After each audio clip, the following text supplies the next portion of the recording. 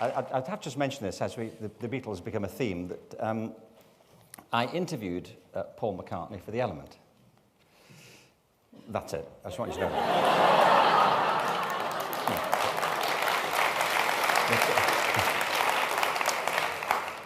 Anyway, Paul McCartney, or Paul, I'm just saying, went to Liverpool Institute, which is now LIPA. That wasn't when he went. I went to the Collegiate, the other end of Hope Street. And I asked Paul McCartney, I helped a little bit with LIPA in the early days of Mark Featherstone-Whitty and the team who got that together. It's a fantastic school, by the way.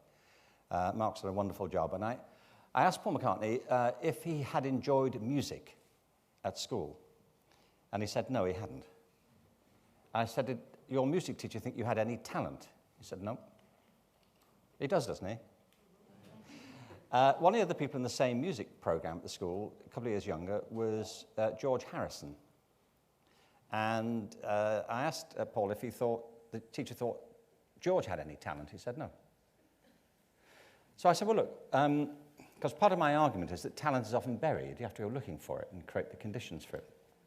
So I said, well, would this be a fair comment that there was this one music teacher in Liverpool in the late 1950s who had half the Beatles in his class, and he missed it?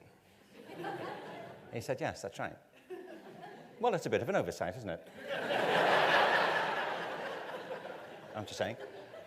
Elvis Presley, we had Elvis mentioned earlier, went to school in Tupelo, Mississippi, and he wasn't allowed in the glee club at school. They said he would ruin their sound. Elvis.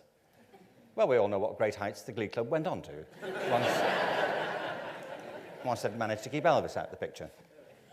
And that's the point, isn't it? That your life is, you create it according to the talents you discover or not. You mentioned the Dalai Lama. And a few years ago, I hosted a session at the Vancouver Peace Summit, and he was the guest of honor. So we had about 2,000 people in the room. It was a session called World Peace Through Personal Peace. So we had about an hour to sort that out. We were just killing time for the final 20 minutes, to be honest, but I had to introduce the Dalai Lama. I mean, Herb had to introduce me. But... Well, Buddhists, as you know, you mentioned the great works there. I mean, Buddhists believe in reincarnation. So he's the 14th Dalai Lama. So there's a lot to get in to an introduction, if you're going to be comprehensive about it. Anyway, I then realized I didn't have to introduce him. Because I thought if your name starts with "the," you can relax socially, can't you, at this point? Yeah. Just I mean. Excuse me, which Dalai Lama are you? That would be "the." Anyway, he said a lot of really great things. And as Mike said, a lot of the great truths have been known since the beginning of time, and they're very simple. But one of the things, he was asked a question at some point during this session, and we're all sitting there, 2,000 people, waiting for the great man to speak. There were about 10 of us on the panel. I was, say, facilitating it, but he was asked this question. You've got a picture, he's sitting cross-legged on a throne. I did actually ask Herb for a throne today, but... Anyway, we did get a sofa with a teddy bear on it, didn't we? So, but he's sitting cross-legged, a kind of big wooden chair in it, and with a baseball cap on.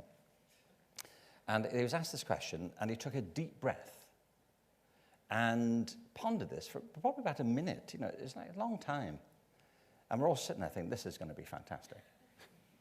This man has the definite article in his name, so it's going to wait till he comes out with this. And then he leant forward, he took a breath, I thought, here it comes. And he said, I don't know. I thought, what do you mean you don't know? You're the Dalai Lama. You have the definite article right in your name. And he said, I'd never thought about that. What do you think? What do you think? You see, I love that. It's been a theme of the afternoon, isn't it? That knowledge isn't about what you know, it's about what you don't know. And being prepared to say, I don't know, I'm going to find out. It's run through all the presentations, what you're saying about the restaurant. I don't know, I'll try it. Let's see. It's not over, as long as you're alive and breathing, and maybe not even then. And the great teachers, here's one of the world's great teachers, are the people who also learn with their students. It's one of the big problems of education. We're all supposed to know, and if you get it wrong, you failed. And actually, all the great questions aren't terribly knowable, even at the heart of science. The other thing he said, by the way, is, he said lots of things, but he said that to be born at all is a miracle. So what are you going to do with your life? And this really resonates with me. I'm from Liverpool. I'm one of 7 kids. And my brother John, who's sitting right there, put your hand up, John. There, my brother John. I've had my arm around him most of the afternoon. I just want to explain what was going on there.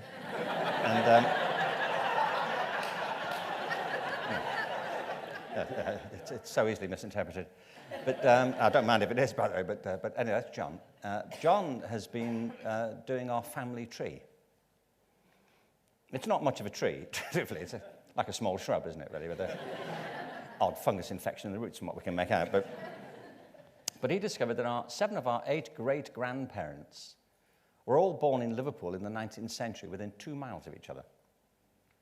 That's how they met. They ran into each other. That's how people used to meet. Life was very local. People didn't travel great distances like you all do. People just went to work and came home. It was as far as they could walk, and they would come back again. So that's how they met. Now, you might say, no, that's not the case. You're missing the point. There's a cosmic theme here that you misunderstand, that, the cosmos so arranged things that these 8 soulmates converge at the same point in the space-time continuum, that they should meet and procreate and continue the process that has led to the miracle that is me. It's a way of thinking about it. I don't think so. I just think they had lower standards then, frankly. I think people ran into each other in the street and thought, you'll do. I could spend my life with you without being constantly embarrassed. This will be fine. Because they didn't know Angelina Jolie was in prospect, or Brad Pitt. They didn't have TMZ or People magazine. It was just like the people around. But here's the point, you see. They went on and had kids, and eventually our grandparents were born, and then our parents were born. Like 50-odd years later, and there was that night in the pub. And here we are, and it's a miracle, Father. But the thing is, I tell you about that because if you think of the chances of you being born at all, they're pretty remote, right, statistically. All the people who had to meet in what circumstances. Think how you met your partner if you have one. The circumstances are pretty remote. Think of the things you do and how that came about. Your whole life is composed by the choices you make, the turnings you move towards, the ones you turn away from, the chances you're prepared to risk, the way you deal with your fear or you don't, and in the process you create a life of some sort. And it's a miracle. And it amazes me how little people settle for very often. They go through the whole of their lives in a state of anxiety, thinking, well, if I try it, it won't work. And anyone who ever achieved anything in their lives was prepared to be wrong and make a mistake and try it. And that's how culture progresses, how our lives progress. It's how you build a legacy and have a life in the process.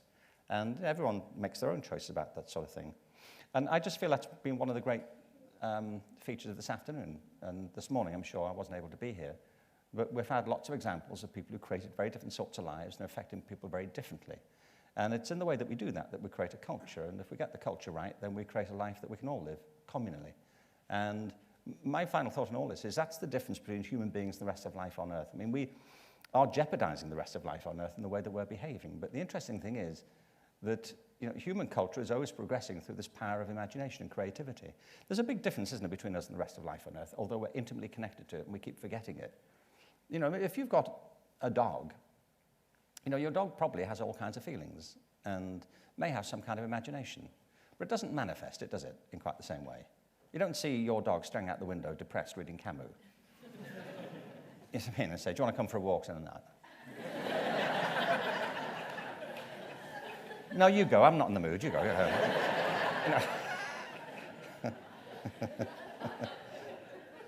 Because we live in a virtual world. We live in the world of ideas. We live in a world of thoughts and feelings and theories and possibilities. And it's the old maxim that nothing is so powerful as an idea whose time has come. And nothing is so influential as a life well lived. And that's really, I think, what today's been about. And I wanted, on your behalf, to thank all the speakers this afternoon, Mike for a wonderful round-off, and especially Herb for bringing all this together. So please welcome Herb Kim back to stage.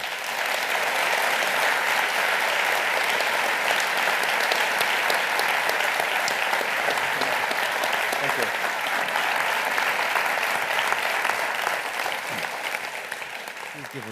applause for the Sir Ken Robinson for guest hosting this final session.